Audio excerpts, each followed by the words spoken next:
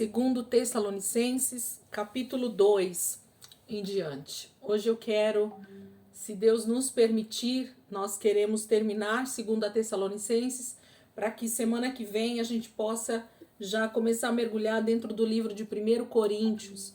Semana que vem a gente vai estar já iniciando 1 Coríntios, se assim o Senhor permitir, eu acredito que vai dar certo. Amém? Segundo Tessalonicenses, capítulo 2 em diante. Eu vou ler o capítulo 2, do versículo 1 até o versículo 12, e depois a gente continua aí. Segundo Tessalonicenses... Pede para o Reni só fechar o áudio, para não ficar dando... Microfonia? Será que ela tá pertinho lá, Urene? Se tiver por aí, fecha, clica aí no microfoninho para fechar aí, para não dar microfonia lá pra galera. Isso, obrigada. Vamos lá, gente. Segundo Tessalonicenses, capítulo 2, a partir do versículo 1 em diante. Diz assim: Irmãos, quanto à vinda de nosso Senhor Jesus Cristo e a nossa reunião com Ele, rogamos a vocês que não se deixem abalar nem alarmar tão facilmente, quer por profecia, quer por palavra, quer por carta supostamente vinda de nós, como se o dia do Senhor já tivesse chegado. Não deixem que ninguém os engane, de modo algum. Antes daquele dia, virá a apostasia, e então será revelado o homem do pecado, o filho da perdição. Este se opõe e se exalta acima de tudo o que se chama Deus, ou é objeto de adoração, chegando até a assentar-se no santuário de Deus, proclamando que Ele mesmo é Deus. Não se lembram de que, quando eu ainda estava com vocês, costumava falar essas coisas? E agora vocês sabem o que está detendo, para que ele seja revelado no seu devido tempo. A verdade é que o mistério da iniquidade já está em ação, restando apenas que seja afastado aquele que agora o detém. Então será revelado o perverso, a quem o Senhor Jesus matará com o assopro de sua boca e destruirá pela manifestação de sua vinda.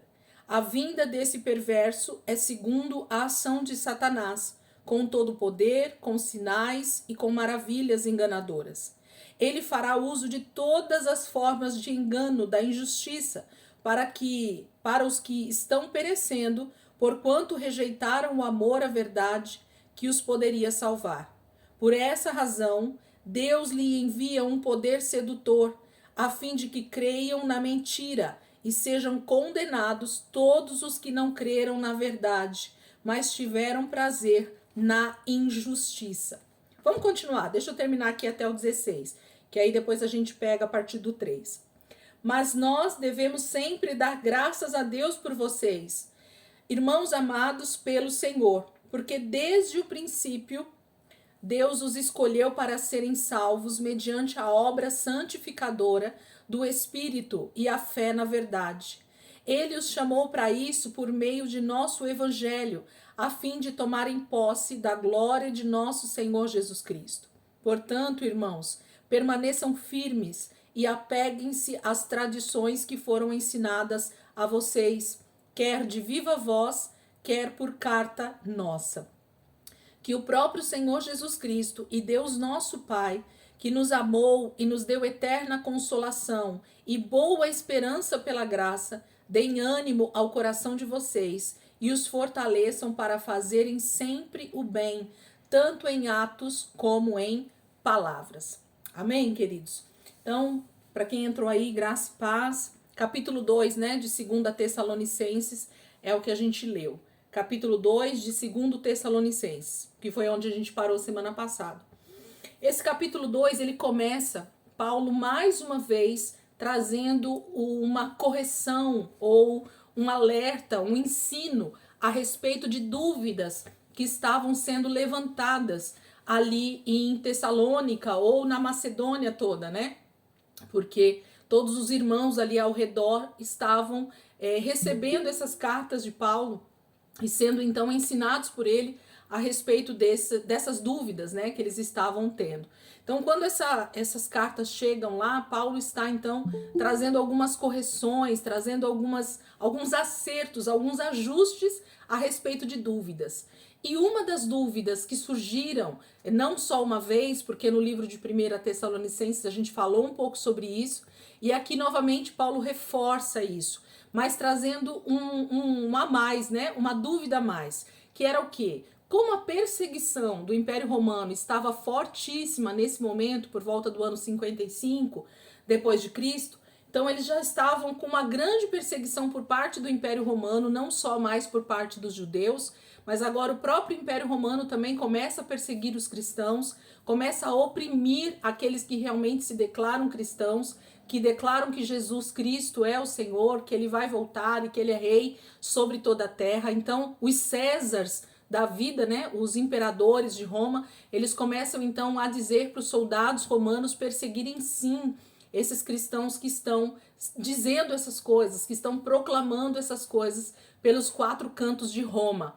E nesse momento, mais precisamente ali na Macedônia. Então, nós vimos aqui que o amor, né, a pregação do evangelho nos irmãos de Tessalônica está fluindo como um rio maravilhoso, e que eles estão conseguindo evangelizar muitas pessoas, e muitas pessoas têm sido salvas por causa da pregação do evangelho. Mas vem as dúvidas, vem as incertezas por conta justamente dessa perseguição.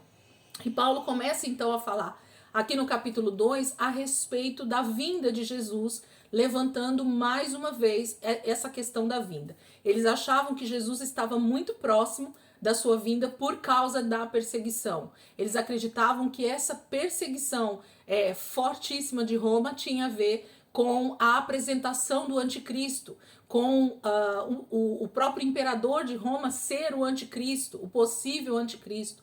Então eles acreditavam que a volta de Jesus era iminente, era próxima, era daqui a alguns dias. E a preocupação deles em 1 Tessalonicenses é sobre a morte, né? Se aqueles que haviam morrido, martirizados ali por causa do Império Romano, se eles estariam salvos, se eles seriam ressuscitados naquele dia. E Paulo ensina então lá em 1 Tessalonicenses sobre isso, a gente viu lá. Aqui ele começa a dizer sobre falsas notícias, sobre falsas mensagens ou até falsas cartas que eles estavam começando a receber, supostamente até assinadas como se fosse o próprio apóstolo Paulo. Gente, se vocês nunca ouviram falar nisso, depois vocês deem uma olhada aí na internet, que deve ter bastante estudos falando sobre isso. E o que fala alguns estudiosos, alguns teólogos? Que no primeiro século, principalmente nessa época do apóstolo Paulo, eles começaram a receber cartas e as assinaturas era como se fosse Paulo, era como se fosse Pedro, era como se fosse Tiago, era como se fossem os primeiros apóstolos, né? Por quê? Porque essas pessoas que estavam enviando essas cartas acreditavam que se o nome de Paulo estivesse ali, a assinatura, aquilo tomaria uma verdade, né? Uma veracidade. Então, muitas cartas foram encontradas depois pelos arqueólogos, pelos estudiosos da época, e foram percebidos erros teológicos, inclusive, ou de frases ou ensinos que jamais teriam saído da boca de Paulo, até porque eles já tinham as cartas, né, que estão aqui para nós, e essas cartas então diziam o estilo literário de Paulo, a forma de escrever. A gente pode ver isso, eu vou dar um exemplo só para vocês entenderem. Eu creio que vocês têm aí alguns amigos, ou parentes, ou esposa com esposo. Quando a gente manda mensagens hoje pelo WhatsApp para as pessoas, vocês percebem que vocês sabem com quem vocês estão falando? E quando alguém pega o telefone dessa pessoa e começa a falar com você, você rapidamente identifica que não é aquela pessoa que está falando com você? Vocês já tiveram essa impressão? Sabe assim, você está falando com o seu filho, com a sua filha, com o marido, com o amigo, e alguém pega o telefone dessa pessoa e começa a falar com você. E por causa da forma da escrita, por causa das abreviações, por causa da falta de pontuação, por causa das gírias, a gente rapidamente identifica que não é aquela pessoa que está acostumada a falar comigo que está falando ali. E aí você pergunta, quem é, né? Ou quem tá falando aí do outro lado? E a pessoa geralmente se identifica, é o fulano. Ah, agora eu entendi, porque não podia ser tal pessoa, né? Porque essa pessoa não fala assim comigo. Então, eles conseguiram identificar essas falsas cartas justamente por causa disso, porque a forma literária da escrita de Paulo é uma, se você vê as cartas de Pedro, a forma de escrever é outra, né? O formato literário sempre é diferente. Quando você pega a carta, por exemplo, de Judas, lá no finalzinho da Bíblia, né? Quando você vê os escritos de João, você encontra uma outra forma de escrita, geralmente assuntos muito direcionados, cada um parece que tem uma ênfase em alguma coisa. Então, dessa forma, eles conseguiram identificar, depois do primeiro século, cartas que não eram do apóstolo Paulo, mas que tinham sido direcionadas às igrejas e assinadas como se fosse o apóstolo Paulo. Então, existiram muitas falsas cartas, falsas epístolas, né, que é a mesma coisa. Carta e epístola é a mesma palavra. Então, eles identificaram muitas coisas erradas que justamente não estão dentro da Bíblia Sagrada por causa disso, porque eram falsas cartas, eram falsos escritos assinados como se fosse Paulo ou Pedro ou qualquer outro discípulo, mas não era. Então, Paulo começa a alertar os irmãos a respeito disso, dessas falsas notícias. E se fosse hoje, como é que a gente diria então? Paulo diria assim, gente, não acreditem nos fake news. Quem está comigo desde a época do livro de Atos, ou depois em escatologia principalmente, eu falei bastante sobre isso. Muito cuidado, gente, com essas notícias de internet a respeito de fim dos tempos, a respeito da volta de Jesus, a respeito de sinais que possivelmente sejam da volta de Cristo. Nós precisamos estar constantemente voltados para a palavra, olhando para a palavra, lendo a palavra e estudando a palavra. Por quê? Porque é a própria palavra que traz então luz para nós a respeito de sinais, a respeito de tempos, a respeito do que está acontecendo e se isso está então se cumprindo segundo a palavra ou se ainda são só sinais que estão acontecendo no mundo, mas que não tem nada a ver com a volta de Jesus. Então, assim como os irmãos de Tessalônica aqui, nós precisamos hoje, no século 21, estar totalmente alertas a respeito desses, hoje, fake news, dessas notícias falsas. Eu vejo quase todo dia algum tipo de vídeo, algum tipo de mensagem, algum tipo de reportagem que cita algum tipo de sinal, que cita algum tipo de situação em que as pessoas já colocam lá, né, no tema, a volta de Jesus está próxima, Jesus está voltando, ou coisas desse tipo, né, alarmando, Jerusalém acaba de fechar um acordo com a Síria, né, e assim, tantas notícias que fazem com que eu e você como cristão, se a gente não estiver focado na palavra, a gente começa a acreditar que realmente o anticristo está chegando, ele já apareceu, deve ser o presidente da Rússia e tantas coisas, gente. Tudo isso, o povo de Tessalônica, nesse momento aqui de Paulo, também estava sofrendo com esse tipo de falsas notícias, falsos alardes, falsas mensagens. E é disso que o apóstolo Paulo está falando aqui no capítulo 2 para nós e explicando qual é, então, a nossa atenção onde ela precisa estar. Qual é o foco do cristão, então, nesse momento, ao invés de ficar alarmado, abalado com falsas notícias de internet, com fake news, com coisas que as pessoas postam para dar muitos views, para dar muitos likes. Tem gente que perde tempo assistindo vídeos de bobagem, né? Quando na verdade podia sim estar vendo vídeos que realmente edifiquem a sua vida. Então, muito cuidado, irmãos, com essa questão, porque se Paulo está ensinando para a igreja de Tessalônica, no primeiro século ainda, e Jesus não voltou, e nós estamos no século 21, e as mesmas fake news estão chegando diante de nós através hoje da internet, então o cuidado precisa estar redobrado. Se com menos tecnologia os irmãos já estavam sendo enganados aqui no ano 55 aproximadamente depois de Cristo, imagina hoje, no ano de 2022, com toda a tecnologia que nós temos hoje, quantas informações infundadas, falsas, e que tem trazido muito alarme para a igreja, e que tem trazido confusão para o corpo de Cristo, inclusive. Então, onde é que os nossos olhos precisam estar? Na internet? Não, não. Os nossos olhos precisam estar na palavra. Quando nós estudamos a palavra, quando nós meditamos na palavra, quando você recebe um fake news, você já, de bate pronto, você já exclui e você fala, eu nem vou perder o meu tempo. Por quê? Porque eu sei quais são os sinais que vão ditar a volta de Jesus. Eu sei quais são os sinais que vão ditar a manifestação do anticristo. Então, se você não sabe, mais um alerta para a gente estudar um pouco mais, para a gente ler um pouco mais. Se você já tem entendido um pouco sobre isso, vale mais ainda meditar nas mesmas passagens para conseguir compreender melhor. Então é disso que Paulo está falando nesse capítulo 2 aqui para nós, de 2 Tessalonicenses. Olha o que ele diz então, vamos voltar lá do versículo 1. Irmãos, quanto à vinda de nosso Senhor Jesus Cristo e a nossa reunião com ele, rogamos a vocês que não se deixem abalar nem alarmar tão facilmente. Aí ele começa a dizer como que eles estão sendo alarmados, abalados, de que forma que eles estão sendo avisados ou tá se falando sobre isso. Se alguém vier com uma profecia, se alguém vier com palavra, né, conversando, ou se alguém vier com uma carta supostamente vinda de nós, de Paulo, como se o dia do Senhor já tivesse chegado, não deixe que ninguém os engane de modo algum. Então, o que Paulo está dizendo? Gente, ainda que alguém se levante em profecia, alguém que comece a conversar com você e fala, não, Jesus está voltando,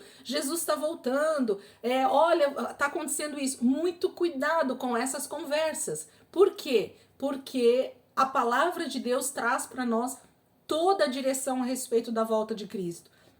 Só vai estar abalado e alarmado sobre isso, fora de tempo, aqueles que não estão realmente meditando na própria profecia. Se a principal profecia para nós é a Bíblia, como nós falamos aí semana passada, então nós precisamos estar voltados para essa profecia. Eu preciso olhar para as profecias que a Bíblia diz para mim, de Gênesis a Apocalipse, e eu vou conseguir identificar tudo aquilo que o Espírito Santo deseja me ensinar, me alertar, trazer paz ao meu coração, porque a principal maneira de eu identificar se eu estou sendo abalado ou alarmado sobre a volta de Jesus é a falta de paz, gente. Aqueles que realmente estão em Cristo e verdadeiramente estão buscando dentro da palavra o entendimento e o discernimento dos tempos, das situações, dos sinais, ele não está preocupado com a vinda de Jesus. Ele está, na verdade, desejando isso e extremamente feliz, porque os tempos estão se aproximando, as coisas estão caminhando para isso. Mas eu tenho que caminhar com a minha vida tranquilamente. Por isso que Paulo está falando lá em 1 Tessalonicenses para nós, a gente estudou essas últimas semanas, sobre trabalhar tranquilamente. Paulo pede para que a igreja de Tessalônica, para que os irmãos tenham paz, gente. Paz é a ausência de ansiedade, a ausência de preocupação desnecessária. O cristão não deve estar ansioso com coisa alguma. Antes, a nossa vida precisa estar sempre voltada para a palavra, entendendo aquilo que Deus disse na sua palavra. E assim vai se cumprir. Então, se o Senhor tem prometido que Ele vai cuidar de nós, assim como Ele cuidou dos israelitas no Egito, mesmo com todas as pragas, se o Senhor cuidou dos discípulos no primeiro século, se Deus tem cuidado dos seus filhos durante todos esses quase 6.000 anos de história da humanidade, por que Deus não cuidaria no final dos tempos diante da grande tribulação? Então, a nossa vida como cristãos precisa estar voltado para a palavra. É isso que Paulo está dizendo. Cuidado, nem por profecia, nem por palavra, nem por cartas que vocês possam receber que supostamente vêm de nós. Então, muito cuidado com isso. Não deixe que ninguém vos engane de modo algum. Como é que eu não deixo que alguém me engane? Conhecendo a profecia, conhecendo a palavra. Porque quando alguém vem falar uma notícia falsa para nós, ou quando alguém vem mostrar alguma profecia, ou vem falar alguma notícia baseado em algum versículo bíblico, mas nós conhecemos a palavra completa, nós vamos refutar em amor, lógico, mas nós vamos ensinar essa pessoa, nós vamos falar para essa pessoa que está falando isso que não é uma verdade e que ela está enganada a respeito daquilo que ela está falando. E a gente nem vai, inclusive, replicar muitas notícias que eu tenho visto que o povo de Deus tem replicado, ok? O que ele diz mais? Antes disso, como é que é o principal sinal sobre a volta de Cristo? Irmão, vocês não precisam se preocupar com isso, mas antes, né, continuando o versículo 3 aí, antes daquele dia virá a apostasia, e então será revelado o homem do pecado, o filho da perdição. Este que vai ser revelado, ele se opõe e se exalta acima de tudo o que se chama Deus, ou é objeto de adoração, chegando até a sentar-se no santuário de Deus, proclamando que ele mesmo é Deus. Então, como é que eu identifico isso que Paulo está falando? Por que Paulo está dizendo que antes da volta de Jesus, a principal atitude que a gente vai perceber, principalmente no meio cristão, é a apostasia, ou principalmente no meio daqueles que se dizem cristãos, vai ser a apostasia. E eu falei que semana passada que estava lá no dicionário de vocês. A apostasia é como se fosse um divórcio, como se fosse uma separação, um repúdio, uma disserção, é o que está ali a respeito da palavra apostasia no grego. Então, o que a gente vai perceber no meio cristão em geral, não só evangélico, mas católico, ou qualquer pessoa que se diz cristão na face da terra, é justamente esse afastamento de Deus. Gente, escutem uma coisa que eu vou falar aqui para vocês agora. Quando a gente fala de apostasia, quando a gente fala do real significado da palavra apostasia, nós não estamos falando de pessoas fora da igreja. Prestem muita atenção nisso, porque quando a gente estuda escatologia, quando a gente vai para as cartas de Apocalipse, as 7 cartas, quem estudou comigo sabe do que eu estou falando, nós estamos falando de Jesus alertando a igreja a respeito dos problemas que estão acontecendo dentro da igreja. Não é fora da igreja que Jesus está alertando.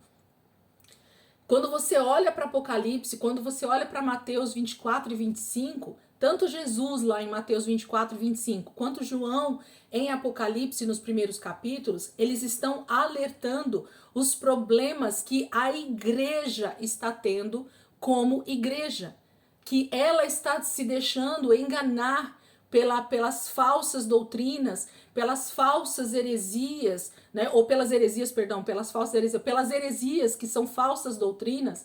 Então, o que a gente precisa estar extremamente alerta é com a real apostasia.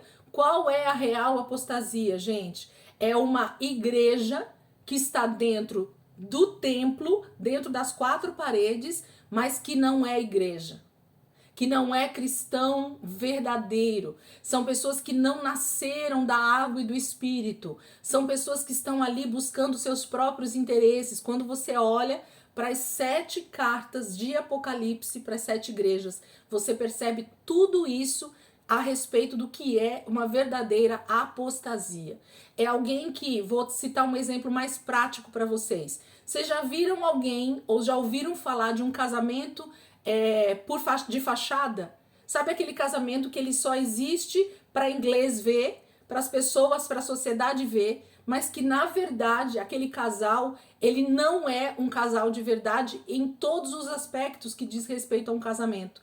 Tem gente que só mora dentro da mesma casa, mas ele não tem vida sexual ativa, eles não se comunicam, eles não conversam, eles não compartilham vida a 2, eles não compartilham vida financeira, eles não têm intimidade como casal, eles não vivem uma vida de casamento, mas moram na mesma casa, têm filhos juntos, já tiveram, né, uma real aliança, mas hoje já não tem mais, mas continuam ali dentro da mesma casa. Por quê? Para que a sociedade veja, para que as pessoas de fora vejam, para que os bens não tenham que ser divididos, para que os filhos não sofram, Várias situações podem acontecer para um casal querer ficar junto, morando na mesma casa, mas que casamento ali não existe. Isso é apostasia. É estar casado com Cristo, mas não viver uma vida de relacionamento íntimo.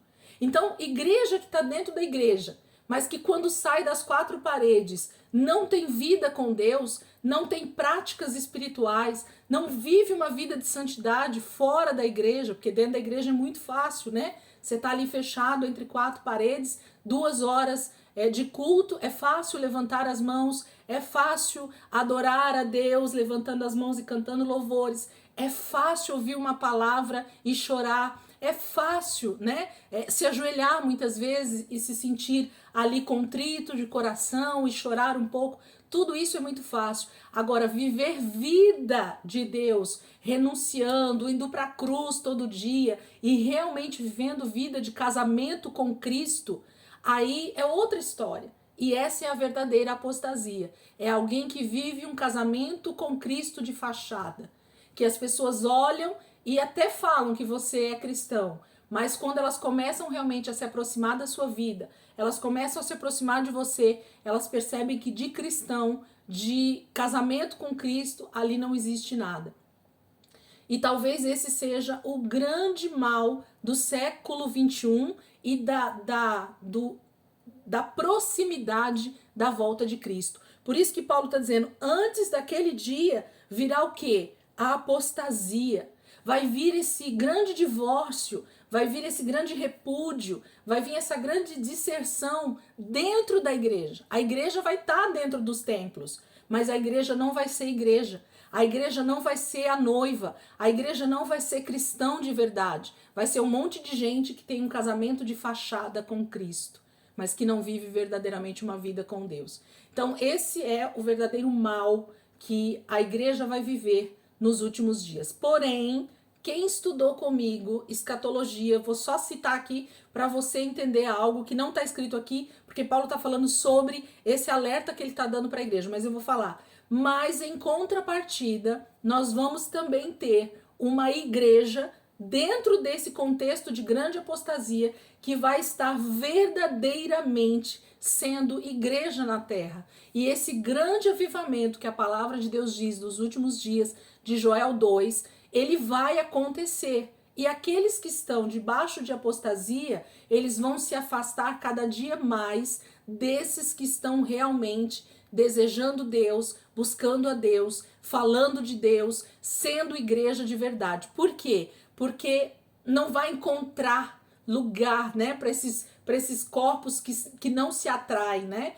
Quem está em pecado, quem gosta da injustiça, como nós vamos ler aqui, essa pessoa ela vai cada dia mais se afundando, né, nessa injustiça e no pecado. E as pessoas que vão buscando santificação, elas têm a tendência de cada dia mais buscar mais santificação. Então nós vamos ver verdadeiramente esses dois grupos aparecendo nos últimos dias. Aqueles que vão se firmar e mesmo diante da morte, eles não vão negar Jesus, e aqueles que por causa de muito pouco ou por causa de uma grande perseguição, eles vão entrar em apostasia real. Eles vão se divorciar da igreja, eles vão se divorciar de Cristo e vão começar a seguir o anticristo. Eles vão ser enganados. É isso que Paulo também está falando aqui para nós. Vamos continuar. Ele diz assim, ó, que naquele dia, né, no versículo 4, versículo 3, perdão. Não deixe que ninguém os engane de modo algum. Antes daquele dia virá a apostasia e então será revelado o homem do pecado, o filho da perdição, né? No auge dessa grande apostasia, então vai ser a volta de Jesus e o anticristo vai aparecer, né? Antes disso, esse filho da perdição, esse homem do pecado, né? Essa encarnação do próprio diabo, do próprio Satanás, que vai ser o anticristo dos últimos dias. Versículo 4. Este se opõe e se exalta acima de tudo o que se chama Deus, ou é objeto de adoração. O anticristo, quando ele realmente se manifestar de verdade e com todo o seu poder, que a palavra vai falar aqui, ele vai ser aquele que vai se opor exatamente a tudo que se chama Deus. Então, tudo que tiver a palavra Deus, tudo que tiver a palavra Jesus, tudo que tiver a palavra santidade, tudo que tiver a palavra justiça de Deus, ele vai realmente, ele vai, como que eu posso dizer? Ele vai rechaçar, ele vai dizer jamais. Então, assim, a gente vai começar a ver cada dia mais todas essas armas que Satanás tem atirado na humanidade, que é ideologia de gênero, sei lá, política, tantas coisas, gente. São muitas coisas que vão minando a igreja de Cristo, que vão minando o ser humano para ele se afastar da verdadeira essência de adoração a Deus. Então começam as coisas que são contrárias, né, à palavra de Deus, elas começam a passar a ser a verdade, e a verdade de Deus vai passar a ser a mentira, gente. Então, o que vai ser verdade nos últimos tempos? Vai ser verdade nos últimos tempos de que eu posso fazer do meu corpo o que eu bem entender. Isso vai passar a ser verdade, porque é isso que está sendo pregado, está sendo falado aos quatro cantos da terra, de que eu posso fazer com o meu corpo o que eu quiser, porque o meu corpo é meu. Mas isso é uma verdade que está na palavra? Não, a palavra de Deus diz que o meu corpo, ele é de Deus, foi Deus quem me deu para eu cuidar dele, e que ele é então templo do Espírito Santo. Então o meu corpo não é meu, nem do ímpio, ele também não tem poder sobre o corpo dele, porque esse corpo quem deu foi o próprio Senhor. Então a palavra de Deus vai passar a ser mentira, e a mentira vai passar a ser verdade. É isso que caminha a humanidade para a vinda, para a revelação do anticristo. Ele vai ser contrário a tudo que se chama Deus. Tudo que se falar a respeito de Deus e da verdade de Deus e da justiça de Deus, o anticristo vai ser contrário a isso. Então a gente vai ver cada dia mais coisas acontecendo e leis sendo aprovadas a respeito de tantas coisas aí que a gente já tem visto, que não vale nem a pena falar aqui, mas que cada dia mais isso vai passar a ser verdade, verdades segundo a sociedade, e a palavra de Deus vai começar a ser a mentira. Então a inversão de valores, literalmente, de toda a humanidade, ok? Versículo 5. Não se lembram de que quando eu ainda estava com vocês, costumava falar essas coisas? E agora vocês sabem o que está... Peraí, gente. E agora vocês sabem o que o está detendo, para que ele seja revelado no seu devido tempo. A verdade é que o mistério da iniquidade já está em ação, restando apenas que seja afastado aquele que agora o detém. Eu sempre que vou ler esse versículo na minha Bíblia, ele tem um o e depois um o de novo. Eu sempre falo meio complicado aqui. Mas o que esse versículo está falando? Que na verdade existe um tempo, gente, determinado pelo próprio Deus para acontecer todas as coisas. Desde o momento em que o Senhor cria toda a terra em Gênesis 1 até Apocalipse 22, Deus tem um tempo pré-determinado desde a eternidade para todas as coisas acontecerem. E não seria diferente para o aparecimento do anticristo. Assim como não foi diferente para o nascimento de Jesus. Assim como não foi diferente, para a morte de cada um de nós, né? No contexto vida. Cada um de nós tem um tempo pré-determinado para acontecer todas as coisas. E a palavra de Deus, ela está totalmente fundamentada, ela está totalmente alicerçada em tempos de Deus para acontecer. Então, cada profecia, cada situação que está descrita na Bíblia, ela tem um tempo determinado pelo próprio Deus para acontecer. Então Paulo está dizendo que existe alguém que está detendo a aparição desse homem do pecado, desse homem da perdição. Quem é que está detendo a aparição do anticristo? O anticristo? A humanidade? A sociedade? Sei lá quem? Não. O Senhor, o próprio Deus, é que está determinando até que momento ele tem que aparecer.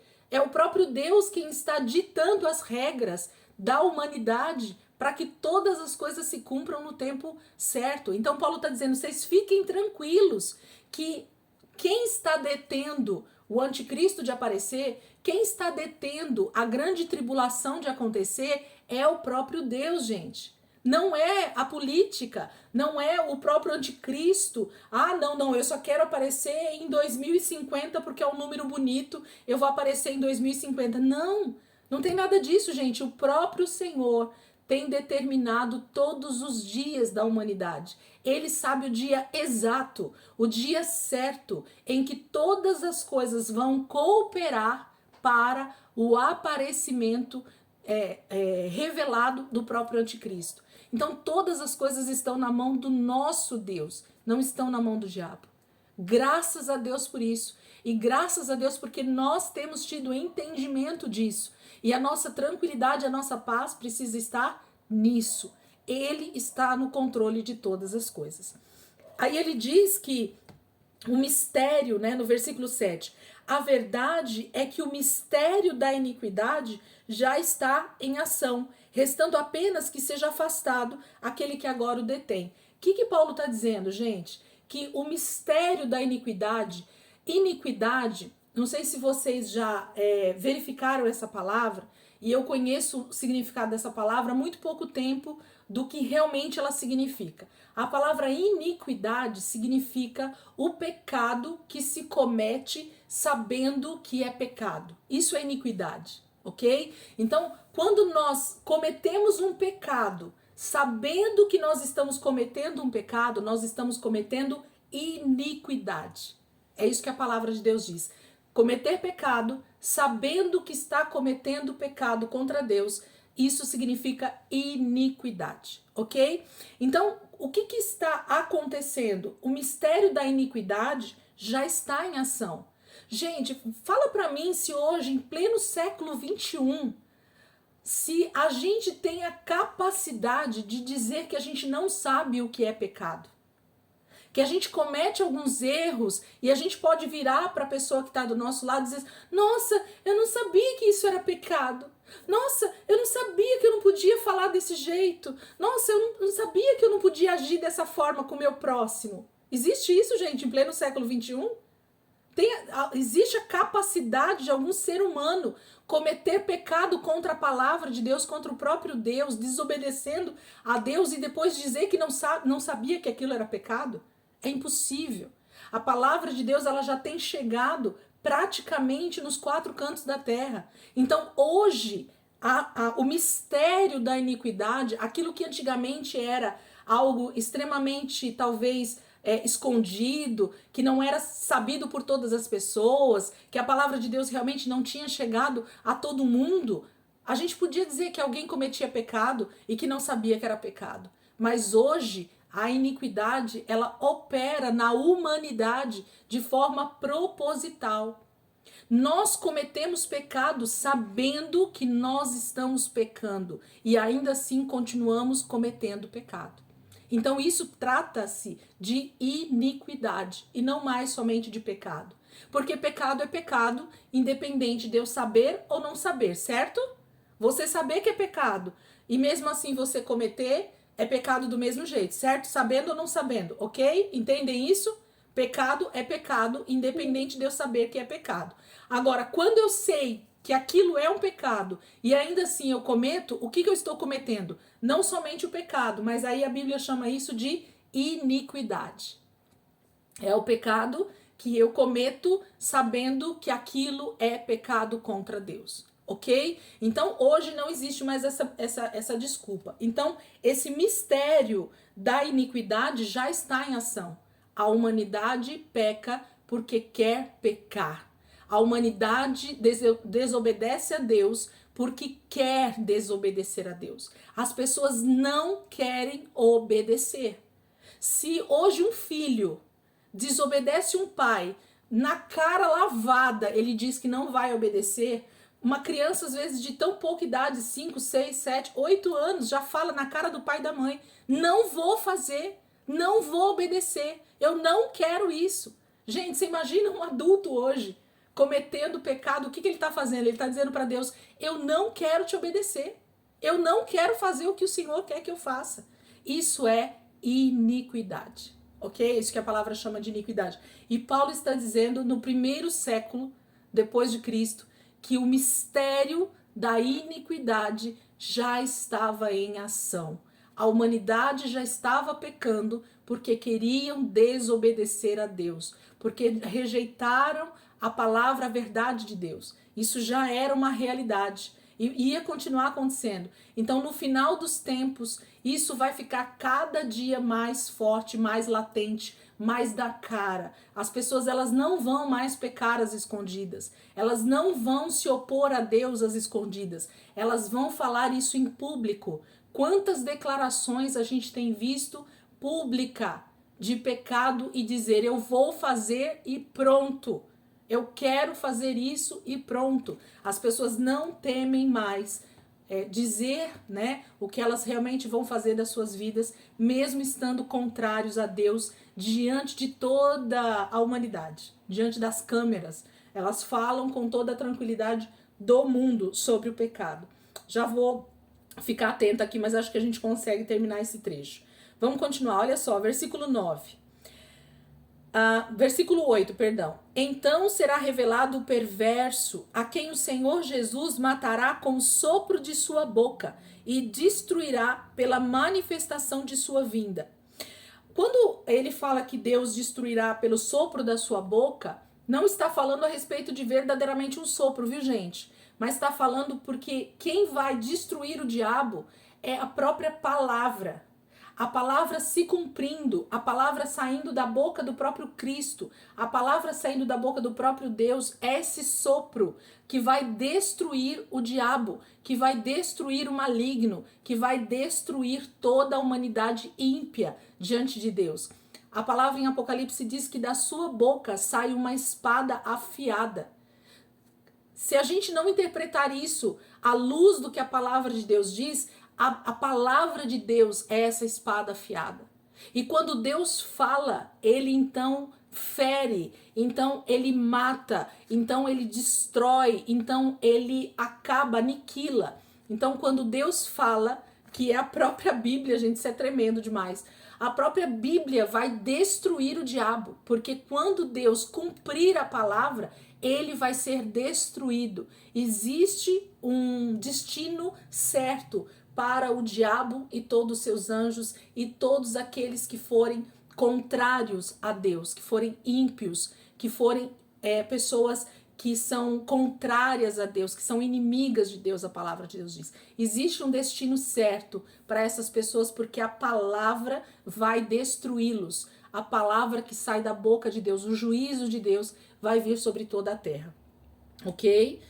Versículo 9. A vinda desse perverso é segundo a ação de Satanás, com todo o poder, com sinais e com maravilhas enganadoras. Ele fará uso de todas as formas de engano da injustiça para os que estão perecendo, porquanto rejeitaram o amor à verdade que os poderia salvar. Quantas pessoas conhecem aquela historinha, né, que alguns pregadores contam, de que a frase, né, eu não fui salvo porque... Deixa eu tentar lembrar como é que é a frase, gente, pra gente poder falar. Eu não fui pro inferno porque eu pequei. Eu fui pro inferno porque eu rejeitei o perdão de Deus. Então, existem várias frases, né, que são formadas com esse mesmo entendimento. Vamos lá de novo. A gente não vai pro inferno porque a gente pecou. Sabia que vocês não vão pro inferno? Ou eu não vou pro inferno por causa do pecado. Eu vou pro inferno porque eu rejeitei a verdade de Deus. Porque quando eu ouvi a verdade de Deus, eu rejeitei. Eu não quis dar ouvidos ao alerta de Deus. Porque pecar, todos nós já nascemos em pecado por causa da natureza adâmica, ok? Então, nascer em pecado é uma consequência já de antepassados, dos primeiros homens da humanidade, ok? Então, infelizmente, eu e você já nascemos em pecado. Nós tínhamos nascido condenados ao inferno. Mas quando nós ouvimos a verdade de Deus, nós damos ouvidos, nós damos então atenção e nós nos arrependemos e decidimos então obedecer a Deus a partir de então. Então, o inferno, ele não é para os pecadores. O inferno é para quem não creu na verdade de Deus e abandonou o pecado. Então, há uma diferença grotesca quando a gente fala isso, quando a gente tenta entender isso. Porque, na verdade, eu e você só vamos ser condenados ao inferno se nós rejeitarmos a palavra de Deus, a obediência à palavra de Deus. Se nós rejeitarmos realmente nos arrepender dos nossos pecados. É aí que está a condenação para o inferno. Por isso que Deus não deseja a morte do ímpio, porque ele queria que ele se arrependesse. Deus não deseja que nenhum filho criado por ele pereça, mas que eu preciso dar ouvidos. Eu preciso dar ouvidos e me arrepender e abandonar o pecado. Senão, Deus não pode fazer nada. O livre-arbítrio é algo tão tremendo e tão maravilhoso que a gente às vezes nem compreende muito bem isso. Mas ele fala então que o diabo ele vai enganar, né, o perverso, né, o anticristo, ele vai enganar as pessoas de tal maneira nos últimos tempos que elas vão ser então levadas a crer nele por causa do excesso de engano através da injustiça. Então, a forma de Satanás trabalhar desde Adão e Eva, desde o primeiro homem que pecou, é trazendo o engano a respeito da verdade de Deus. Então ele precisa deturpar a verdade, trazendo aquilo para um ambiente onde o homem coloque dúvidas sobre a verdade de Deus. Quando o homem duvida da verdade de Deus, ele já caiu no enredo de Satanás. Então, quando o homem acha que a verdade de Deus não é bem assim, ele já caiu no enredo de Satanás. E a probabilidade dele ser enganado e ser, então, levado ao engano é muito grande. Eu vou fechar, gente, pra gente não perder aqui a conexão. Voltamos, rapidinho, tá bom? Ó, 16 pessoas, bora lá, rapidinho, hein?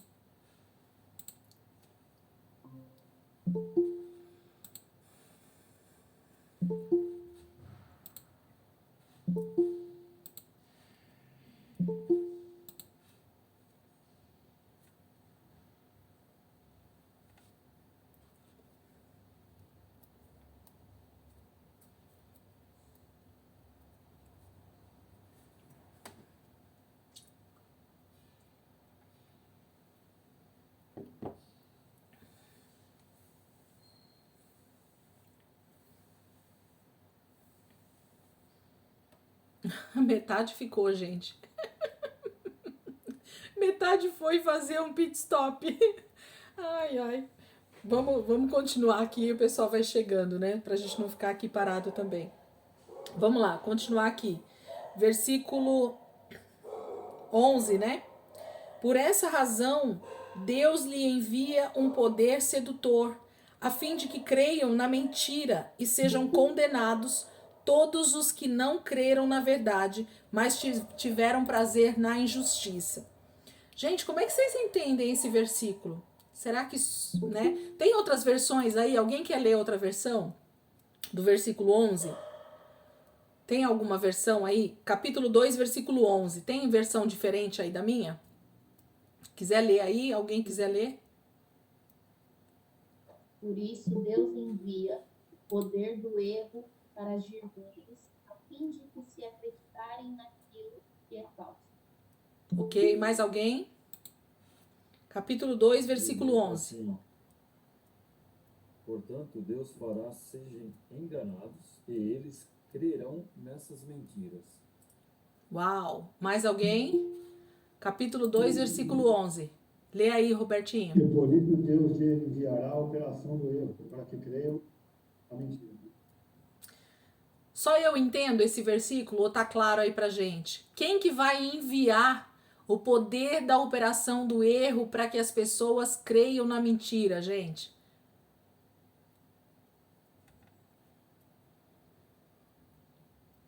O versículo de vocês começa com a palavra Deus, ou né, ele enviará, né, a operação do erro. Então vocês percebem que é o próprio Deus quem permite que Satanás engane todos aqueles que fizeram o quê? Rejeitaram a verdade. Então, o engano é algo extremamente sedutor. E quando então as pessoas elas são seduzidas pelo erro, o próprio Deus permite que essas pessoas então creiam de verdade nesse erro, nesse engano, para que elas sejam condenadas junto com aqueles que estão seduzindo para o erro. Então, parece até contraditório com o que nós estamos falando a respeito de Deus, não é isso? Mas é como se Deus dissesse, ou como se Deus dissesse não, é como se Deus estivesse dizendo assim: eu estou falando a verdade, meus filhos, ok? Porém, vocês não estão querendo acreditar na mentira? Então eu vou fazer com que a mentira seja tão forte na terra para que realmente vocês então sejam enganados a tal ponto e então vocês sejam condenados com a mentira. Ok? Então, parece contraditório, parece até que não é o Deus que nós estamos falando dele, mas é o contrário, gente. Deus, ele diz assim, a palavra, a verdade, ela está à disposição de todos, ok? Mas aqueles que rejeitam, que voltam as costas para Deus, que dizem que a sua vida é delas mesmas, que diz que elas ditam as regras para a vida dela, Deus está dizendo que ele envia poder sobre o diabo, então ele libera um poder sobre o diabo, sobre o engano, sobre a mentira, para que essas pessoas então permaneçam sim nessa mentira e elas sejam então condenadas. Tem versículos que eu costumo dizer que eles parecem tão fortes para nós de afronta, que a gente às vezes fala assim, nossa, nem parece o Deus que eu sirvo, que é um Deus de amor. Não, não, não, não. É o contrário. É esse Deus de amor que diz assim, é isso que você quer, filho? É o engano? É a mentira? Então vá. Entende? Só que as consequências desse engano, dessa mentira, você também vai ter ela como consequência da tua vida. Deus está enviando alguém para o engano, para a mentira? Não. Deus está, na verdade, desejando que você olhe para a verdade, que você se volte para Ele. Mas você está rejeitando a verdade. E por causa da rejeição, por causa do desejo de ser enganado, Deus então permite que isso seja algo potencializado e você então permaneça no erro. Entendem? Parece algo... Eu olho para esses versículos e falo, Deus, nos ajuda a compreender o teu grande amor cada dia mais. Porque se eu estou conseguindo enxergar a verdade, se eu estou sendo guardado pela verdade, então eu quero que verdadeiramente jamais eu caia no erro, que eu seja seduzido pelo engano, pela mentira, para que eu não fique nessa condição de rejeitar a verdade de Deus e Deus potencializar isso a tal ponto que os meus olhos eles fiquem cegos. Gente, tem gente que está tão afundado no pecado que você tenta mostrar o mínimo da verdade e essa pessoa falta pouco cuspir na sua cara. Essa pessoa falta pouco te enxovalhar, literalmente, essa é a palavra. A pessoa ela quer mais é que você vá, né, para aquele lugar, como diz o ditado. Nós somos muitas vezes realmente colocados como ridículos diante das pessoas que estão no engano. Ou sou eu, que muitas vezes você vai falar com uma pessoa e a pessoa falta pouco, né, falar exatamente isso que eu tô falando aqui para vocês. Tamanho é o engano, a mentira que ela está afundada. Ela não consegue ver a verdade que você está mostrando para ela. Versículo 13. Mas nós devemos sempre dar graças a Deus por vocês, irmãos amados pelo Senhor, porque desde o princípio Deus os escolheu para serem salvos mediante a obra santificadora do Espírito e a fé na verdade. Ele os chamou para isso por meio de nosso evangelho, a fim de tomarem posse da glória de nosso Senhor Jesus Cristo. Paulo está dizendo assim, gente, desde o início, eu queria muito em algum momento, gente, fazer ou falar só sobre esse assunto de predestinação, de salvação, porque é um assunto tão poderoso, mas ao mesmo tempo tão difícil para algumas pessoas entenderem. Deus nos escolheu desde a fundação do mundo, ok? Nós somos escolhidos para ser salvos desde a fundação do mundo. Por que você está falando isso, Elisângela? Porque Deus não criou nenhum ser humano para ir para o inferno. Não existe isso na Bíblia, gente. A questão é que o ser humano, pelo livre-arbítrio, pela soberania de Deus, ele permite que eu e você tomamos a decisão do que é que nós queremos para a nossa vida. Então, quem toma o caminho da direita ou da esquerda sou eu e você, não o Senhor. Mas Deus, desde o princípio, ele realmente nos chamou para a salvação. Através da fé, através da palavra, através do evangelho, como Paulo está dizendo aqui. Quando nós ouvimos esse sacrifício de Cristo por nós, quando nós olhamos para a palavra e vemos esse tão grande amor que foi capaz de dar a sua própria vida em meu favor, quando ainda eu era pecador, quando ainda eu era inimigo de Deus, então eu consigo compreender que a decisão realmente parte de mim e de você. Então nós fomos chamados para ser salvos, mas quem é que ouviu o chamado? Aí está a questão. Quem é que tem ouvido o chamado para a salvação? Quem é que tem ouvido o chamado para a santificação? Quem é que tem ouvido a voz do Senhor em cada palavra que ele diz? Filho, a verdade é essa. O que você tem ouvido aí fora é mentira.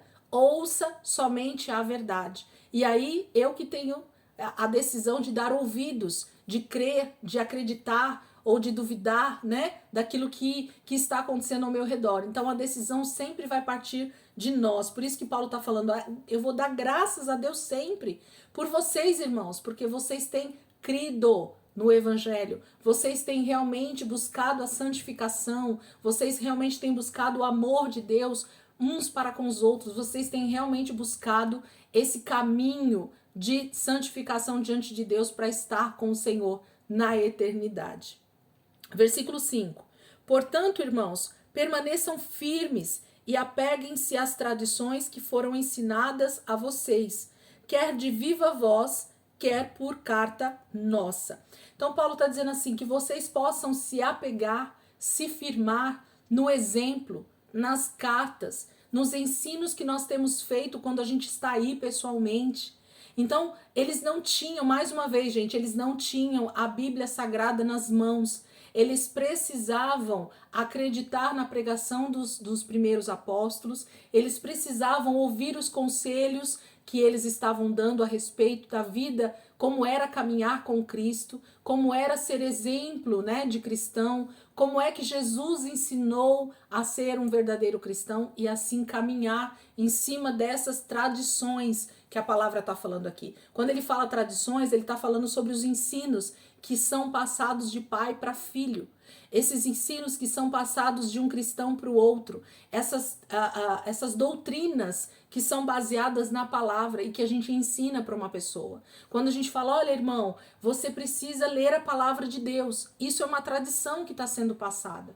Por quê? Porque desde Moisés já dizia, não aparta de vocês o livro dessa lei, mas medita nela de dia e de noite, para que a sua vida vá bem. Então isso é uma tradição que está sendo passado de pai para filho, de cristão para cristão. Entende o que Paulo está dizendo? Não deixem essas tradições de lado. Ouçam e comecem a um passar para o outro, quer de viva voz, pessoalmente, né? Ou quer por cartas. Então tudo aquilo que a gente tem ensinado para vocês, Paulo está dizendo, que vocês possam seguir. Isso são as tradições que foram passados desde a época de Moisés ensinando o povo quando eles saíram do Egito, quando o Senhor quis então nos ensinar como é que é ser filho de Deus, ok? Paulo está dizendo isso. Versículo 16. Que o próprio Senhor Jesus Cristo e Deus nosso Pai, que nos amou e nos deu eterna consolação e boa esperança pela graça, deem ânimo ao coração de vocês e os fortaleçam para fazerem sempre o bem, tanto em atos como em palavras. A igreja é chamada para ser luz em toda a terra, para fazer o bem a quem quer que seja, gente. Esqueçam essa coisa de fazer o bem somente para aqueles que são bonzinhos. Esqueçam essa história de ser cristão somente no meio cristão. Esqueçam que vocês são cristãos somente quando vocês estão dentro da igreja. Nós precisamos ser luz e ser sal realmente onde quer que a gente vá. Fazer o bem, não importa para quem. Ah, mas aquela pessoa não merece. Gente, se fosse questão de mérito, eu e você não merecíamos a salvação, porque nós também éramos inimigos de Deus. Esqueçam essa questão de meritocracia no que diz respeito ao cristianismo. Jesus nunca fez o bem somente para aqueles que aceitaram ele quando ele esteve aqui na terra. Jesus nunca disse para nós amarmos somente os nossos irmãos. Pelo contrário, ele diz para nós, então, amarmos inclusive os nossos inimigos. Aí está a questão. Por que Jesus manda que eu e você tenhamos, então, amor, inclusive pelos nossos inimigos? Porque ontem, você também era inimigo de Deus. E Deus te amou da mesma maneira. Então, por que eu e você devemos só amar quem realmente nos ama? Por que aquele que é meu inimigo, eu devo então repudiar, quando na verdade eu era inimigo de Deus, pecando também antes de aceitar Jesus, e ele me amou? Qual que é a diferença da inimizade? Não é a mesma? Então, quando Paulo está mais uma vez alertando os irmãos de Tessalônica a respeito de fazer o bem a todos, é porque o cristianismo ele só consegue ser demonstrado através principalmente de testemunhos de atitudes, atos de justiça, a palavra chama. Nós estudamos isso em escatologia também, atos de justiça da igreja. Quando a igreja faz realmente o papel dela de verdadeiros cristãos, de pequenos cristos na terra, quando a imagem de Cristo, ela realmente reflete, quando Cristo ele é refletido na minha vida, automaticamente as pessoas desejam então ser também como eu sou, porque eu sou a imagem e semelhança de Cristo. Eu sou a imagem e semelhança de Deus. Deus não tem um corpo físico hoje, né? Cristo teve. E ainda tem, porque ele está lá ressurreto. Mas Deus, na sua infinita grandeza e soberania, ele não tem um corpo. João 4:24 diz, Deus é espírito. Então, eu preciso, corpo, manifestar essa essência do que é o Espírito Santo habitando dentro de mim. E quais são o fruto do Espírito? Se isso não estiver manifestando em mim, no meu dia a dia, então eu preciso cada dia mais buscar essa essência dentro da palavra para que eu seja então esse reflexo de Cristo em toda a terra. Então nós precisamos buscar todos os dias esse processo de santificação, de quebrantamento, de realmente me submeter à palavra para que eu seja transformado por essa palavra. E assim as pessoas comecem a ver Jesus em mim. Senão, é só dizer que está indo para a igreja, mas a transformação não tem acontecido pela própria palavra. Capítulo 3, gente, vamos lá. Capítulo 3. A partir do versículo 1, e eu vou ler todo, e a gente já, então, explana o que Paulo está falando aqui para nós. Capítulo 3. Finalmente, irmãos, orem por nós, para que a palavra do Senhor se propague rapidamente e receba a honra merecida, como aconteceu entre vocês. Orem também para que sejamos libertos dos homens perversos e maus, pois a fé não é de todos, mas o Senhor é fiel, ele os fortalecerá e os guardará do maligno. Confiamos no Senhor que vocês estão fazendo e continuarão a fazer as coisas que ordenamos. O Senhor conduza o coração de vocês ao amor de Deus e à perseverança de Cristo. Irmãos, em nome do nosso Senhor Jesus Cristo, nós ordenamos que se afastem de todo irmão que vive ociosamente e não conforme a tradição que vocês receberam de nós, pois vocês mesmos sabem como devem seguir o nosso exemplo, porque não vivemos ociosamente quando estivemos entre vocês, nem comemos coisa alguma à custa de ninguém.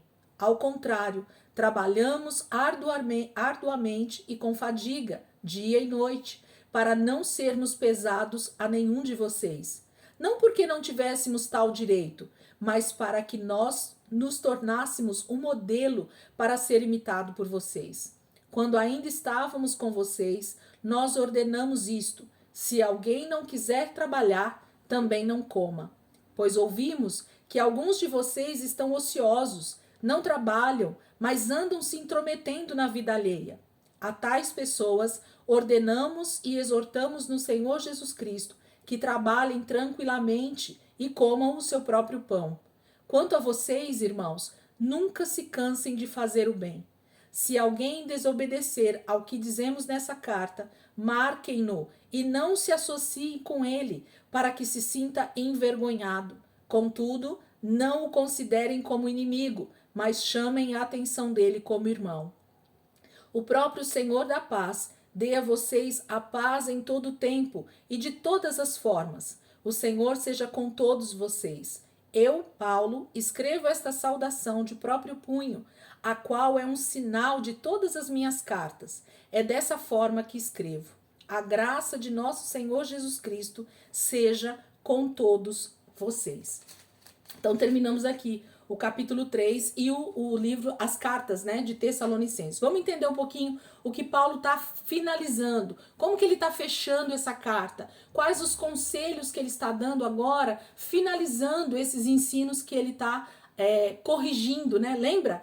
As cartas são somente correções, ajustes de alguns ensinos que já foram dados pessoalmente. Então, Paulo passava sempre muito tempo ensinando, pregando a palavra, trazendo um alicerce bem forte por onde ele passava. Então, Paulo, ele passava dias e dias e dias trabalhando arduamente, pregando o evangelho, ensinando os preceitos de Deus para as igrejas, para que quando ele fosse embora, eles tivessem toda a base para trabalhar como igreja, como corpo de Cristo, avançando no evangelho, com alicerces fortes e debaixo da palavra. Então ele está aqui só agora finalizando e corrigindo algumas coisas que podem não estar muito bem alinhadas na igreja lá da Macedônia, em Tessalônica. Então ele diz assim: finalmente, irmãos, orem por nós, para que a palavra do Senhor propague rapidamente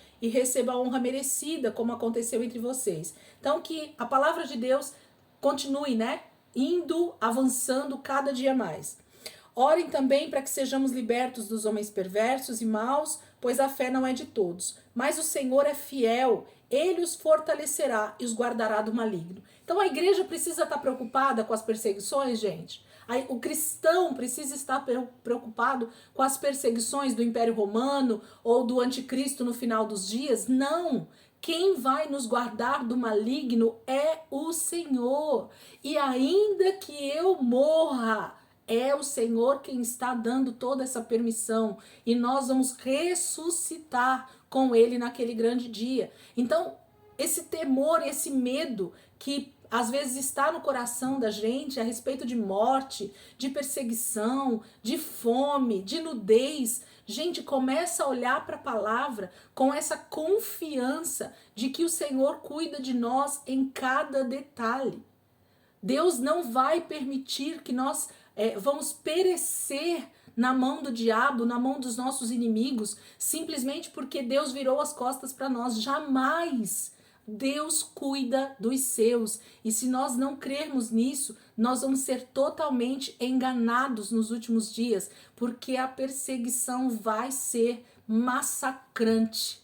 Mas nós precisamos confiar que mesmo em meio a, sei lá, tantas coisas que vão acontecer, como a gente vê descrito na palavra, eu não quero ficar citando aqui, mas a gente sabe que muitas coisas vão acontecer, mas nós vamos estar debaixo de uma asa tão poderosa, que é a asa do próprio Senhor, que é os braços dele de amor, se eu não confiar nisso, eu posso parar tudo, porque a palavra está dizendo que quem guarda, quem me livra do maligno é o Senhor. Aí ele diz assim: confiamos no Senhor que vocês estão fazendo e continuarão a fazer as coisas que ordenamos. O Senhor conduz o coração de vocês ao amor de Deus e à perseverança de Cristo. Então vamos perseverar. Igreja, ele está falando, né? Bora perseverar em Cristo.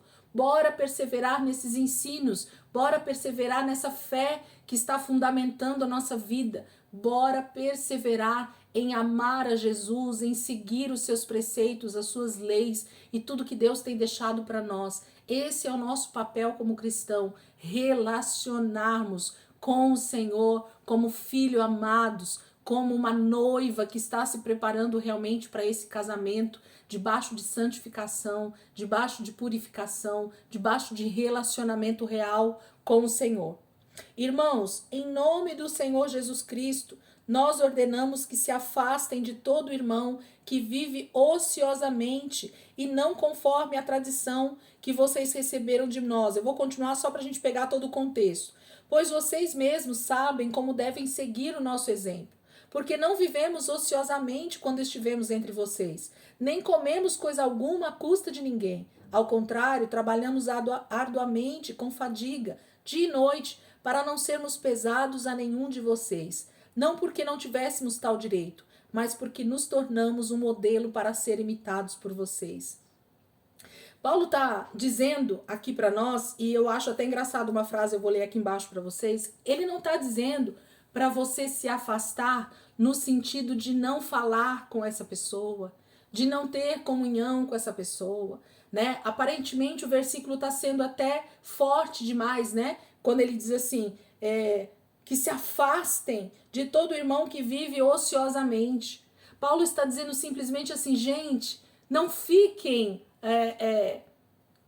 como que eu posso dizer, gente? Não fiquem dando margem para essas pessoas, no sentido de se agrupar com ela, no sentido de estar ali no dia a dia com ela. Se preocupem com cada um com a vida de vocês, em fazer o que vocês precisam fazer. Deixa essa pessoa de ladinho aí e sempre que vocês puderem, falem em amor. O quanto essa pessoa está errada nas suas atitudes. As pessoas ociosas, gente, são aquelas pessoas que não querem fazer nada da vida.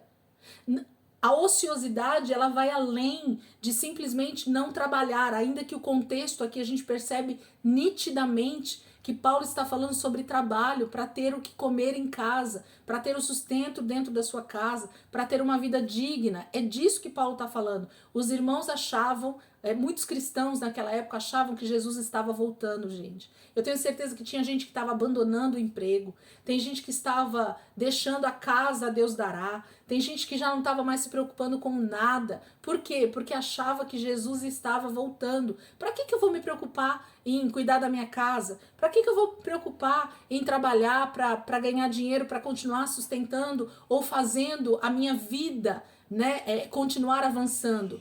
Então, esses pensamentos, eles estavam vindo na mente de muitos cristãos ali por causa da perseguição muito forte. A gente não consegue compreender qual era a perseguição nesse momento do Império Romano, porque nós nunca vivemos no Brasil uma verdadeira perseguição de cristãos, ou uma verdadeira perseguição religiosa, ou muitas vezes uma opressão de um império, ok? O Brasil, ele é um país extremamente livre em suas atitudes, em sua vivência como brasileiros, né? Como sociedade. Então a gente nem imagina, gente, o que é uma opressão de um governo real, entrando na sua casa e tirando tudo que você tem e levando o seu dinheiro em impostos e você realmente se tornando pessoas cada dia mais pobres por causa dessa opressão. E mais precisamente aqui os cristãos, até por causa do cristianismo. Então, essa falta de talvez maior compreensão para nós sobre isso é que faz com que a gente leia esses textos e ache que Paulo está mandando a gente se afastar dos irmãos, literalmente. que a gente deve deixar essa pessoa de lado e não tá nem aí com ela. Não, não. Paulo está dizendo, vamos levar as nossas vidas como nós precisamos levar, trabalhando, sendo pessoas produtivas, sendo pessoas que realmente fazem as coisas acontecer ao nosso redor, porque assim a gente vai poder ajudar as pessoas. Assim a gente vai poder ser pessoas que dão um bom exemplo. Então Paulo está dizendo, não deixe a sua vida ser tomada por essas pessoas que estão deixando, né, o trabalho, deixando de ser produtivas. Continuem vivendo a vida de vocês de forma produtiva. Continuem vivendo a vida de vocês, fazendo dela um exemplo para outras pessoas. Nós, como cristãos, precisamos ser exemplo em tudo, gente. Tem crente que tem coragem de levar atestado falso para a empresa e ficar o dia inteiro assistindo Netflix. Tem gente que tem cristão que tem coragem de pôr o alho debaixo do pé e colocar lá o sapato para dar febre, para não ir trabalhar, para passar no médico e pegar atestado. Quem não conhecia essa, comece a conhecer. Isso é antigo, né, gente? Os mais antigos sabem disso, né? Pôr o alho lá dentro da meia, no pé, começa a dar febre no corpo da pessoa, a pessoa fica muito quente. Então a pessoa pega atestado. Ele é crente, gente. Isso é atitude de cristão, pelo amor de Deus. Se pro ímpio já não fica bonito, imagina pro cristão. Quantos cristãos são extremamente preguiçosos no trabalho, dão mau exemplo, ok? A pessoa tá lá pregando de Jesus, mas quando você vai ver uma pessoa totalmente fora dos padrões de um trabalhador digno da empresa, de fazer jus do seu salário, ela fica ali enrolando a hora para passar logo a hora para ela poder ir embora e não faz o trabalho dela. Isso não é exemplo. Isso não é cristianismo verdadeiro. Nós precisamos honrar o nome de Jesus aonde quer que nós estejamos. Então, essas pessoas que vivem encostadas nas outras, Paulo está dizendo que era melhor então que elas nem comessem também. Você não quer trabalhar não, querido? Ué, então você não precisa comer. Para que você vai precisar comer? Porque se eu estou trabalhando para trazer o sustento para minha casa, é digno que eu tenha, então, o meu sustento. Agora, se você não quer trabalhar, joia. Não quer trabalhar, não come também. Não tá justo na balança, gente?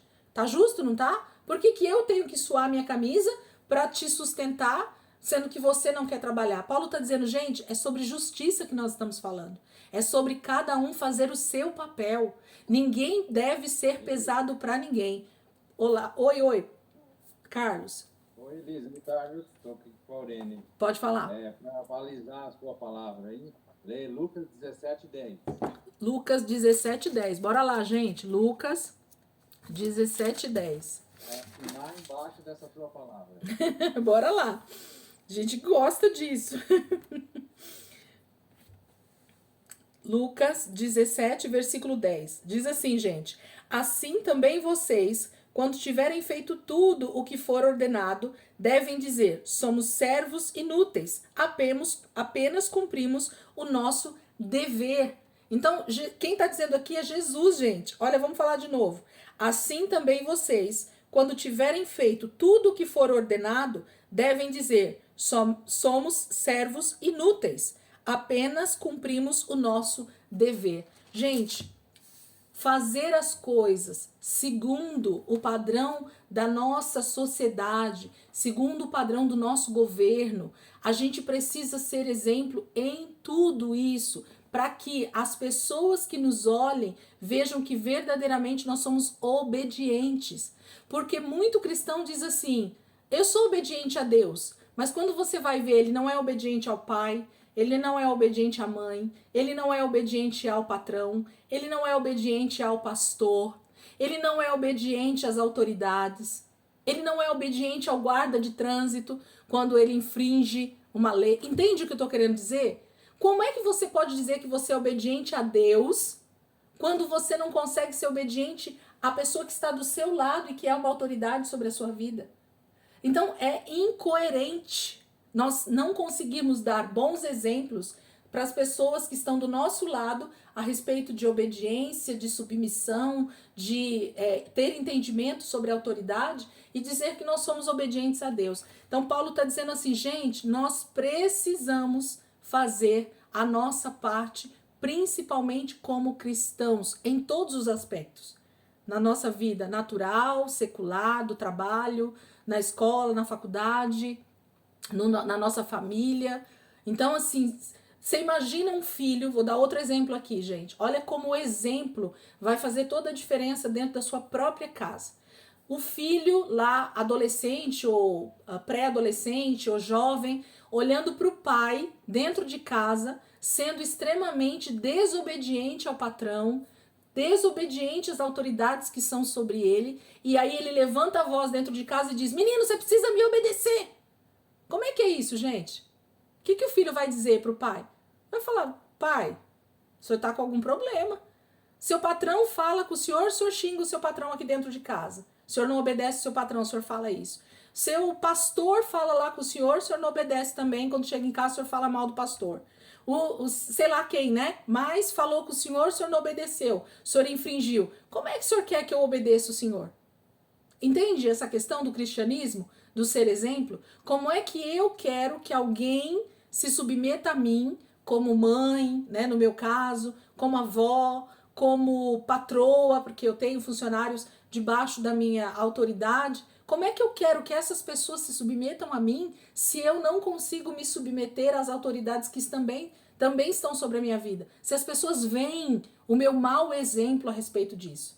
Como é que eu quero cobrar trabalho de alguém se eu sou uma pessoa que sou extremamente ociosa, sou uma pessoa que não busca, né, o seu próprio alimento, o seu dia a dia? É impossível, gente. E infelizmente, olha, Paulo está escrevendo isso há mais de 2000 anos atrás, praticamente, né? 55 depois de Cristo. Vamos colocar 2000 anos atrás. Ele estava falando algo que estava acontecendo entre os cristãos ali da Macedônia. Então nós precisamos nos atentar como cristãos a ser bons exemplos em tudo.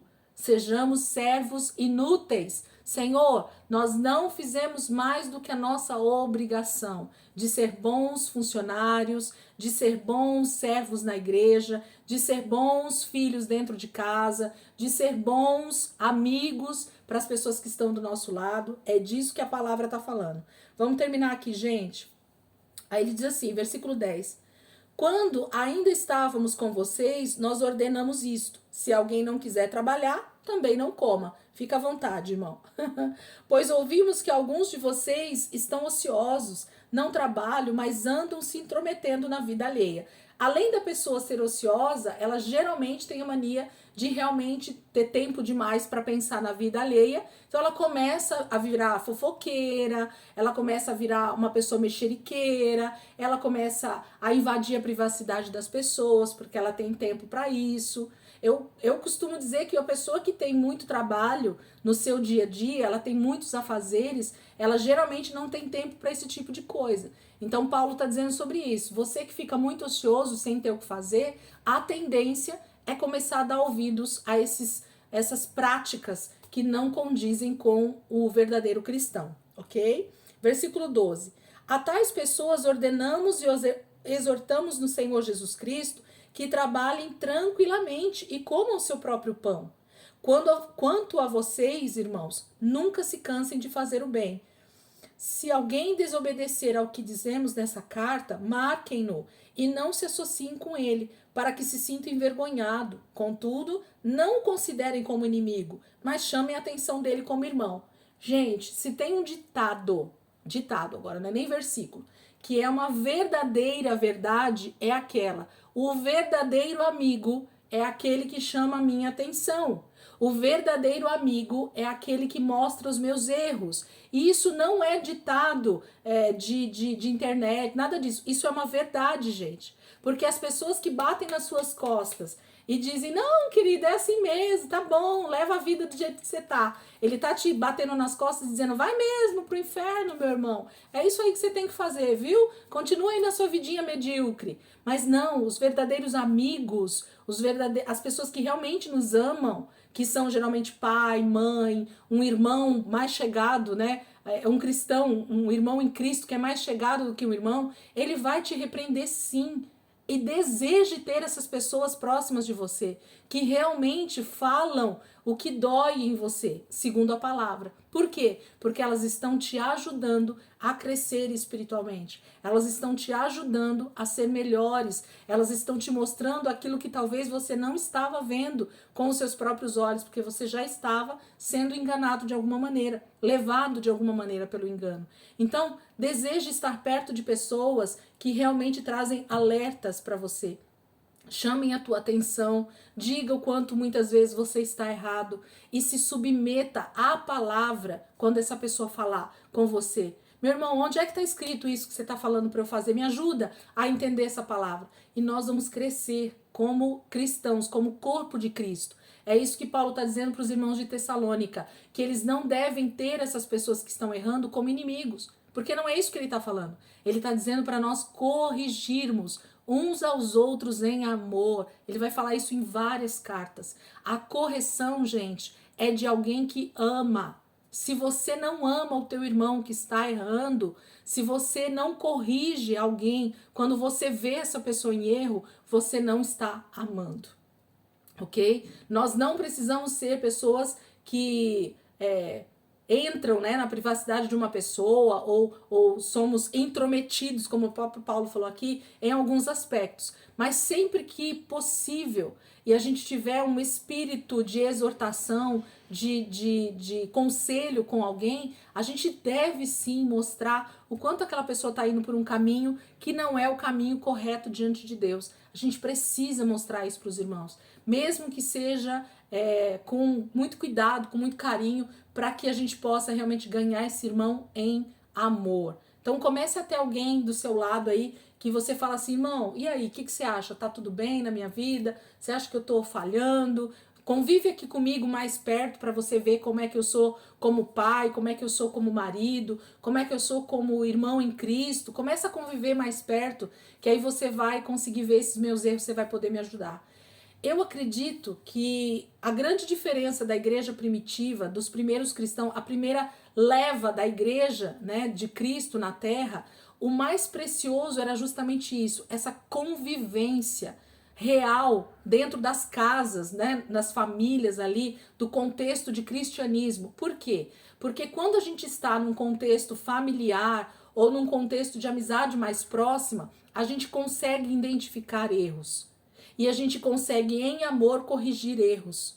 Agora, quando nós vivemos numa sociedade como a nossa, em que cada um tem realmente a sua vida lá muito longe, e você não convive mais com as pessoas, e você não visita mais as pessoas, e você não tem um convívio diário com as pessoas, você passa a não saber a real situação daquela pessoa como cristão. E aí, como é que você vai poder ajudar se aquela pessoa não te pedir ajuda? E pior ainda, se ela não consegue enxergar os seus próprios erros. Então ela está ali errando no seu dia a dia, e ou os ímpios estão vendo isso, estão vendo um mau testemunho, e eu como cristão não posso ajudar porque não estou perto, ou muitas vezes a pessoa vai continuar no erro sem ter ninguém para corrigi-la. Porque o ímpio não está nem aí, ele quer mais é que você realmente continue no erro. Agora, os cristãos, a igreja de Cristo, ela tem esse papel de correção também, de exortação. A palavra exortação não tem nada a ver com correção de raiva, nada disso. Tem a ver com mostrar a verdadeira palavra para a pessoa, o verdadeiro caminho para que ela comece então a trilhar um caminho debaixo da palavra. É disso que fala sobre a palavra exortação, tá bom? Vamos terminar aqui então?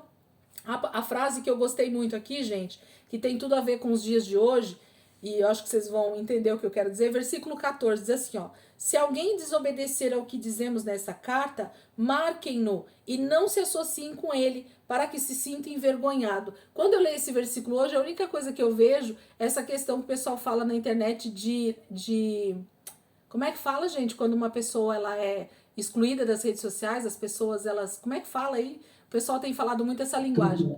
Como é que é? Cancelado, isso mesmo. Paulo tá falando para cancelar, viu? Cancela aí o irmão que tá dando mau testemunho. Então, assim, Paulo tá dizendo, gente, não é para ficar associado com essa pessoa.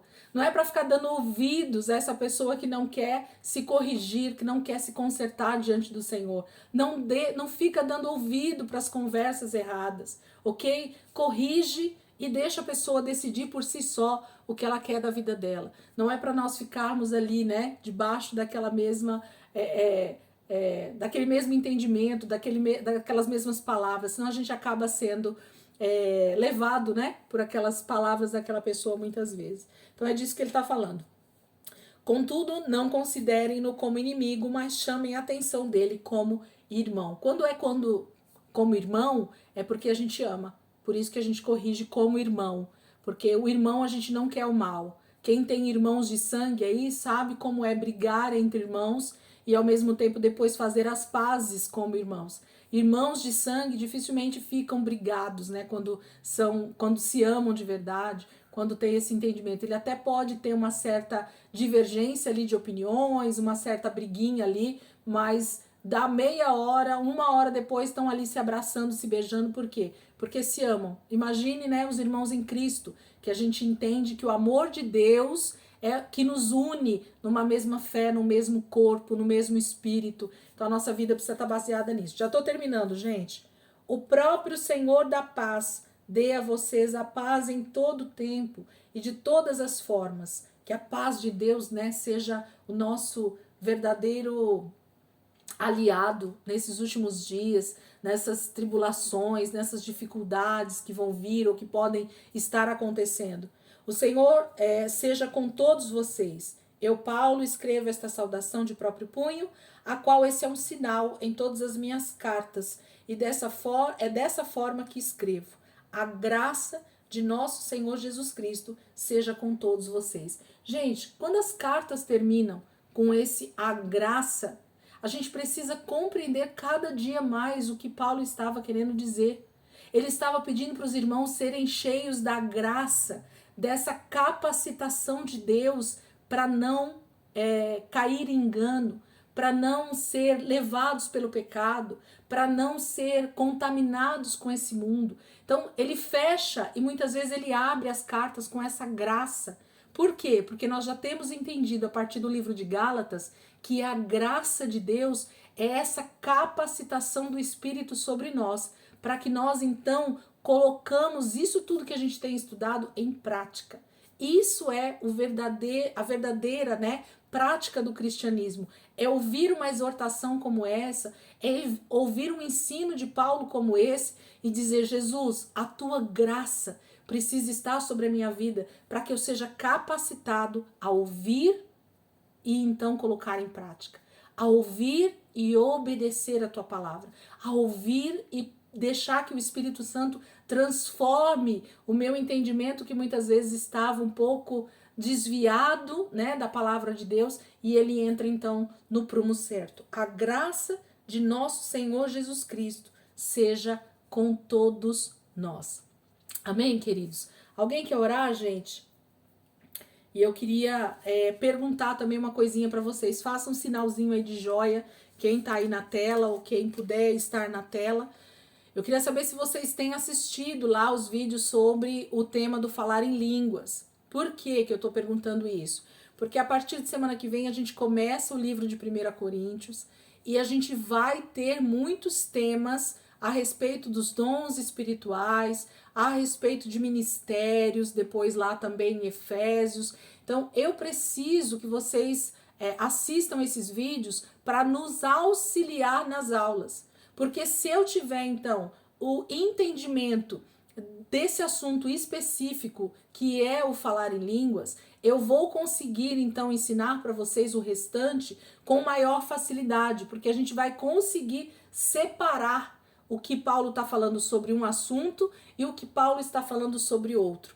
Então não é à toa que eu estou gravando esses vídeos auxiliares a respeito do falar em línguas e eu tenho falado em cima desse livro do pastor Luciano Subirá. Quem não viu lá os vídeos, tá? Esse é o livro que eu estou usando como base para esses vídeos auxiliares. Foi um livro que em 2003 trouxe esse entendimento para o meu coração a respeito dessa prática, né, de linguagem de oração, e quem está assistindo lá já entende um pouquinho do que eu estou falando, e assim a gente consegue olhar para as cartas de Paulo, principalmente para Coríntios, e a gente consegue discernir o que Paulo está ensinando ali. Gente, a partir da próxima semana eu te convido